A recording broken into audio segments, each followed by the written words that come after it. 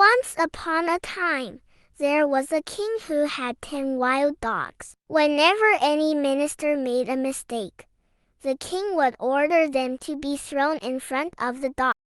Once, a special minister of the king gave him advice that the king did not like. The king decided that the minister should be thrown in front of the dogs. The minister pleaded with the king, saying, "I have served you day and night for 10 years, and now you are punishing me so severely for one mistake. I accept your judgment, but in return for my selfless service, please give me just 10 days, and then you can undoubtedly throw me in front of the dog." Upon hearing this, the king agreed to give him 10 days. The minister went straight to the caretaker of the dogs and said, "I have to spend 10 days with these dogs, taking complete care of them."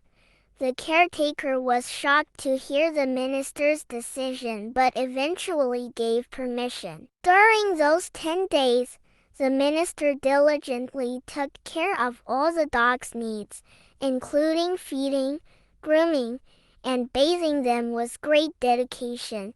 After 10 days had passed, the king personally threw the minister in front of the dogs. However, everyone present was astonished to see that the dogs, instead of attacking the minister, were licking his feet. The king was bewildered by this sight and asked, "What happened to these dogs today?" The minister replied, "O king, I wanted to show you that within these 10 days, I have not forgotten the favors bestowed upon me. Despite serving you faithfully for 10 years of my life, you disregarded my lifelong devotion for one mistake. This was my way of making you realize the severity of your own mistake.